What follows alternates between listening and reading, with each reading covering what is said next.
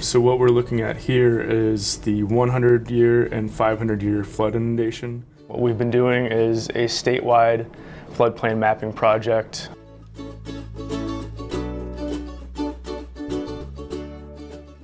So our hope for individual Iowans is that this information is going to be available to them to better understand their flood risk so they can make informed decisions about how to manage their own properties.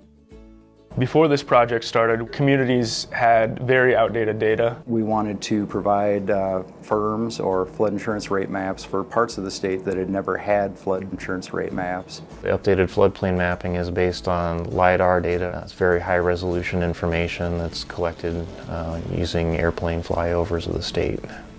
We have topography for the entire state with the resolution of 3 feet. So every 3 feet we know what the elevation is. So that's just amazing. There's only a handful of other states that have complete LiDAR coverage. So being able to incorporate that into the floodplain mapping was huge. Having this information allows us to create better computer models to represent how water flows through the rivers and floodplains, and then also refine the boundary of the floodplain more accurately. So we're in collaboration with the DNR, the Iowa Flood Center, with the university, and then various communities. And so that's where the communities come in. After we have the inundation that we created, we take it to the communities so that they can review it and give us their feedback. It started in 2009, late 2009, with mapping from FEMA. That came via FedEx, and we opened it up and we realized that at that point they had inundated about 60% of our community with Zone A mandatory coverage.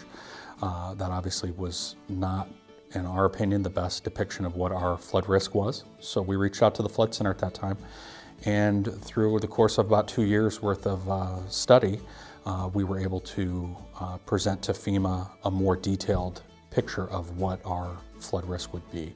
Those maps were since changed, and it was able to allow us to negate about $1 million in mandatory coverage per year from homeowners within the city of Kelowna. So it had a huge financial impact to the betterment of Kelowna. We believe there's a whole lot of very usable information for targeting conservation practices, for getting conservation buffers located in the right place and at the right size, for targeting treatment wetlands for high nitrate. It's very usable tools for a whole range of water protection needs. We are making the data that we produce available online for people to take a look at. So if you live in a community, you can go on to iowafloodmaps.org and take a look at the maps that we've created to see how you might be affected by a flood. While we cannot stop the floods, we are working on it, but for now we think that when people have the information available, then they can make the best decisions how to protect themselves.